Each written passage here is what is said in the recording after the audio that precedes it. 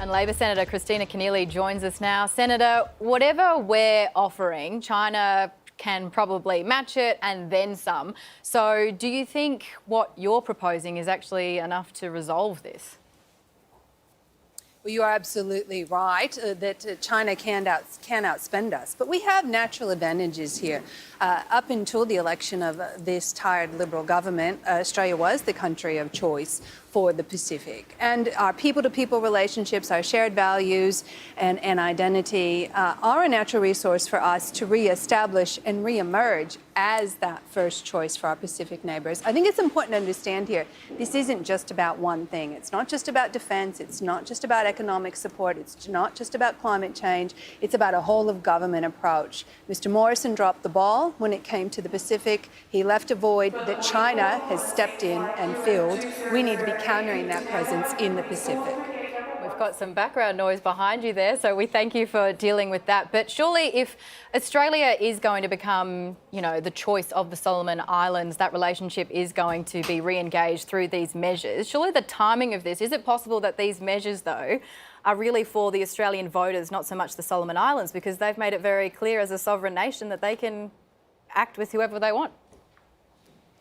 Well, indeed, this is a sovereign nation. We're talking about the Solomon Islands, but we're talking about the whole of the Pacific region. And it's quite alarming to see on Mr Morrison and Mr Dutton's watch that China has established a foothold in the Pacific just 1,600 kilometres from Cairns.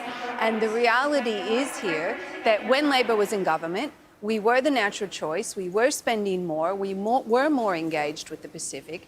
Mr Morrison has pulled out our broadcasting. China has stepped in and is broadcasting now on English language TV and radio. Mr Morrison, knowing about China's intent to sign this agreement before it was signed, in fact, didn't even send his foreign minister over to talk to them.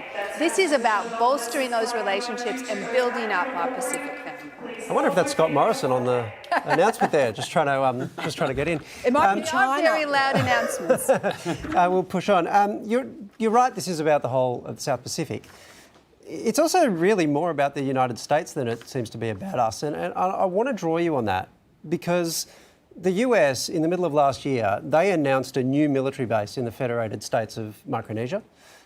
They're planning to extend these compacts that they have with 3 different North Pacific states that allow for free military movement across those countries and include military installations. And looking at that, China would probably, understandably, say, well, hang on, if you're going to up your presence, we're going to up ours. Do you hold the view that America is the only country in the world that is entitled to establish a military presence across a region like this? Well, we, of course, are an important strategic partner with the United States, and it underpins much of our foreign policy and strategic security. But I think the point here is, Waleed, we raised concern, Anthony Albanese raised significant concern when the Port of Darwin was sold to a company linked to the Chinese Communist Party. We raised concerns about the Liberal government's intention to sign an extradition treaty with China. We have consistently raised concerns about. But my point is that's quite beside the point. The point is about American expansion in the region, and then China wanting to respond to that. And given that we are seen as allies, indistinguishable from the US, we can hardly be surprised when China wants to turn up on our doorstep. And throwing some money at the problem doesn't solve that problem, does it? Well, Waleed, the point of this is that China is growing more assertive and aggressive in our region. China doesn't share our democratic values. China doesn't share our same interests and values in the way that we share that with the United States, one of our most important strategic partners.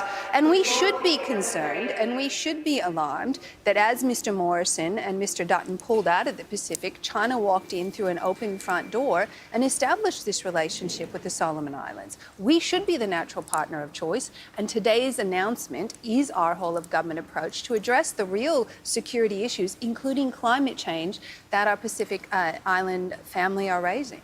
Senator, we thank you so much for your time this evening and also for powering through with all of those announcements. Thank you.